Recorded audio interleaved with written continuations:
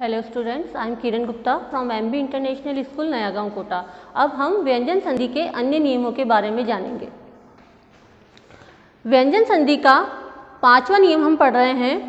इस नियम के अनुसार म के बाद य, र, ल, व या श, श, स, ह में से कोई भी वर्ण आता है तो म का अनुस्वार हो जाता है। अनुस्वार का चिन्ह है यह ऊपर बिंदी मात्रा के ऊपर जिसकी बिंदी लगती है उसको हम बोलते हैं अनुस्वार। और यह इसका नियम है कि यदि आगे म हो और म के बाद य, र, ल, व, श, श, स, ह में से कोई भी वर्ण आता है तो हम उस म को अनुस्वार में बदल देते हैं। जैसे उदाहरण है सम प्लस यम। यहाँ देखिए आगे म है और उसके बाद यम में प्रथम वर्ण जो आ रहा है वह य है और इस नियम के अनुसार यह म फिर अनुस्वार में बदल जाएगा क्योंकि इसके बाद में यह वर्ण आ रहा है, तो हम इसको लिखेंगे संयम। इसी प्रकार से सम प्लस शय। यहाँ पर म के बाद शय, शय में प्रथम वर्ण है श और इस नियम के अनुसार यदि म के बाद श वर्ण आता है तो हम इस म को अनुस्वार में बदल देते हैं। तो सम प्लस शय, हमने यहाँ म को किसमें बदल दिया? अनुस्वार में, और हम लिखेंगे संशय। इसी प्रकार से अन्य उदाहरण है सम प्लस रक्षण संरक्षण, सम प्लस वार संवार। व्यंजन संधि का 6वां नियम हम पढ़ रहे हैं। इस नियम के अनुसार यदि किसी भी शब्द में आगे त है और उसके पीछे यदि च या छ में से कोई भी वर्ण आता है, आगे यदि त हो और यदि पीछे च या छ में से कोई भी एक वर्ण आता है तो वह त, आगे वाला त आधे च में परिवर्तित हो जाता है। इस उदाहरण से इस नियम को समझिए। देखिए उदाहरण है उत प्लस चारण। आगे उत में त है और पीछे चारण में प्रथम वर्ण है च। उत प्लस चारण, तो इस नियम के अनुसार त किसमें परिवर्तित हो जाएगा? आधे च में, और हम इस उत को लिखेंगे उच्च प्लस चारण और मिलकर शब्द बनेगा उच्चारण। इसी प्रकार से यदि आगे त हो और त के बाद में यदि ट या ठ वर्ण आ रहे हो तो ट में परिवर्तित हो जाता है। जैसे उदाहरण है तत् प्लस टीका, अर्थात किसी के बारे में उल्लेख करना या कोई टीका टिप्पणी करना, वो होता है तत्टीका।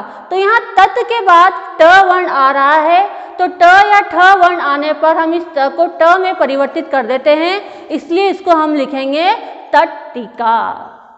इसी प्रकार से यदि त के बाद ड या ढ वर्ण आते हैं तो यह त ड में बदल जाता है। जैसे उदाहरण है उत प्लस डयन उड्डयन। यदि त के बाद ल वर्ण आता है तो त ल में परिवर्तित हो जाता है। जैसे तत् प्लस लीन बराबर तल्लीन। उड्डयन का अर्थ होता है उड़ना, तल्लीन का अर्थ होता है किसी कार्य में लीन होना। यदि त के बाद ज या झ इन दो में से कोई भी वर्ण आता है तो यह त ज में परिवर्तित हो जाता है। जैसे उदाहरण है सत प्लस जन। सत में त वर्ण है और बाद में जन में प्रथम वर्ण ज है तो यह त भी ज में परिवर्तित हो जाएगा और हम इसे लिखेंगे सज्जन। यदि त के बाद श वर्ण आता है तो आगे वाला त च वर्ण में परिवर्तित हो जाता है और बाद वाला श भी छ वर्ण में परिवर्तित हो जाता है। इस नियम के अनुसार दोनों वर्ण परिवर्तित हो रहे हैं। त के बाद यदि श है तो त बदल रहा है च में और श बदल रहा है छ में। जैसे देखिए उत प्लस श्वास। ये देखिए उत आगे त है और श्वास में श है तो त और श दोनों बदलेंगे यहाँ पर, तो त बदल रहा है च में और श बदल रहा है छ में, तो हम इसे लिखेंगे उच्छ्वास। अर्थात लंबी सांस जो हम लेते हैं उसको कहते हैं उच्छ्वास। एक अन्य नियम है यदि त के बाद ह आ रहा है, यदि त के बाद ह आ रहा है तो त परिवर्तित हो जाता है द में और ह परिवर्तित हो जाता है ध में। इसका उदाहरण देखिए आप उत प्लस हार। ये देखिए यहाँ पर त है और हार में प्रथम वर्ण ह है तो हम इस त को बदल रहे हैं द में और ह को बदल रहे हैं ध में, तो हम इसे लिखेंगे उद्धार। इस उद्धार को हम इस तरह से भी लिख सकते हैं, उद्धार। अब हम पढ़ते हैं संधि का जो तृतीय भेद है विसर्ग संधि, उसके बारे में हम पढ़ते हैं, उसकी परिभाषा को जानते हैं। विसर्ग के बाद स्वर या व्यंजन आने पर विसर्ग में जो परिवर्तन होता है वह विसर्ग संधि कहलाता है। अर्थात आगे विसर्ग हो, उसके बाद में चाहे स्वर आए या व्यंजन आए, उस विसर्ग में जो विकार उत्पन्न हो जाता है, जो परिवर्तन होता है, उसे ही हम विसर्ग संधि कहते हैं। विसर्ग संधि के नियमों के बारे में हम जानते हैं। विसर्ग संधि का पहला नियम है विसर्ग का ओ, अर्थात विसर्ग का ओ हो जाना, ओ में परिवर्तित हो जाना। इसका प्रथम नियम है आगे अ हो, आगे क्या होना आवश्यक है, अ हो, और अ के बाद विसर्ग हो। हम जानते हैं कि विसर्ग का चिन्ह क्या होता है, ये इस तरह की दो बिंदियां, इनको हम विसर्ग बोलते हैं।